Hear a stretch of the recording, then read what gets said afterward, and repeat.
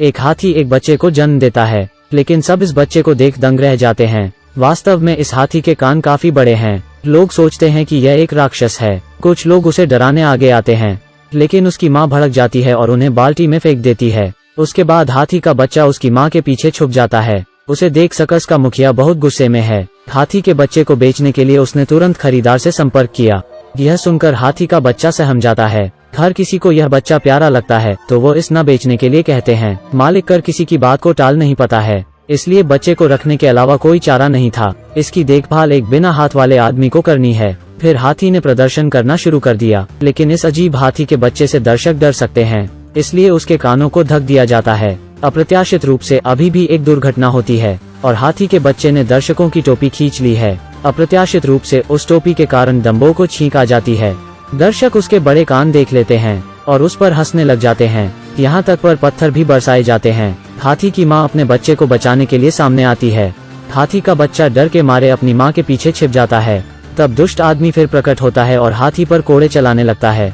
हाथी माँ अब और सह नहीं पाती है और एक खंबे को गिरा देती है। जगह का बहुत नुकसान होता है और सब गिर जाता है। आदमी की मौके पर ही मौत हो जाती है। नतीजतन हाथी को एक छोटे से अंधेरे कमरे में बंद कर दिया जाता है। उसके पैरों में जंजीरें भी हैं। हाथी का बच्चा रात को चुपके से माँ के पास आता है। वो देखना चाहता है कि उसकी माँ कैसी है। हाथी अपने बच्चे की आवाज सुन अपनी सूंड खिड़की से बाहर निकालती है और अपने बच्चे को सहलाती है। अगली सुबह डम्बो की माँ को दूसरे सर्कस ने बेच दिया जाता है। डम्बो बेबस होकर माँ का पीछा करता है, लेकिन वो कुछ भी नहीं कर सकता है और वो केवल अपनी माँ को जाते हुए देख सकता है। डम्बो अपनी माँ को जाते हुए देखता है और रोने लग जाता है। अगले कुछ दिन डम्बो बहुत उदास रहता है।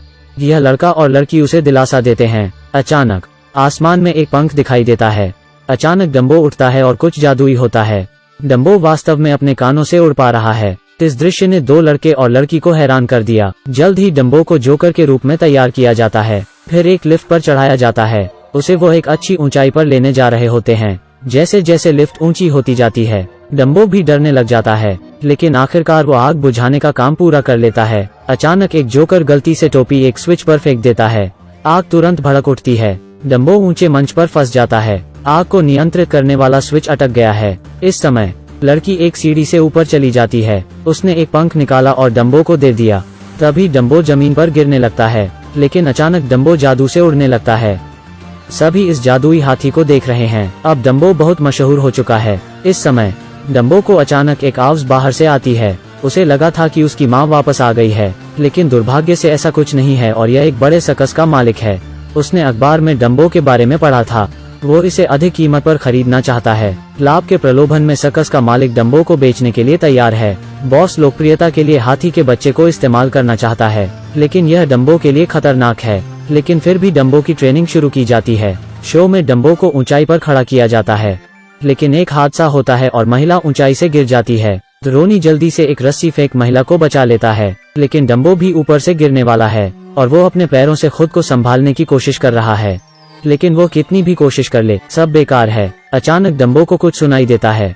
पता चलता है कि उसकी माँ भी यहाँ पर है। डम्बो अचानक शक्ति से भर जाता है। वो जैसे ही गिरने वाला था वो अच्छे से उड़ने लग जाता है, लेकिन डम्बो सीधे बाहर की ओर गया और माँ की आवाज की ओर गया। आखिरकार उसे उसकी माँ मिल जाती है, लेकिन माँ के पैर जंजीर से मजबूती से बंधे हैं और वो बिल्कुल भी चल नहीं सकती है। इस दौरान सुरक्षा गार्ड भी यहाँ आते हैं और डम्बो को वहाँ से ले जाने लगते हैं। इससे बॉस बहुत नाराज है और वो डम्बो की माँ को मारने का आदेश देता है। सर्कस में भी सभी को निकाल दिया गया है। आखिरकार हर किसी को बॉस की बुराई दिखती है। समझ आता है कि बॉस ने डम्बो की माँ को बेचने का सोच लिया है। डम्बो जानबूझकर अच्छे से शो करने का नाटक करता है। कैद की ओर डम्बो के दोस्त जाते हैं और डम्बो की माँ को बचाना चाहते हैं। उसी समय रोनी मनोरंजन पार्क की छत पर चढ़ रहा होता है। फिर वो छत में एक छेद कर देता है। डम्बो महिला के साथ उड़ने लगता है।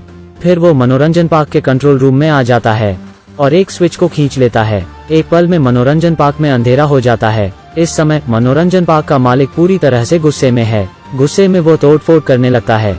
इसका परिणाम एक शॉर्ट सर्किट हो जाता है। मनोरंजन पार्क में इससे आग लग जाती है, लेकिन सब बच गए हैं।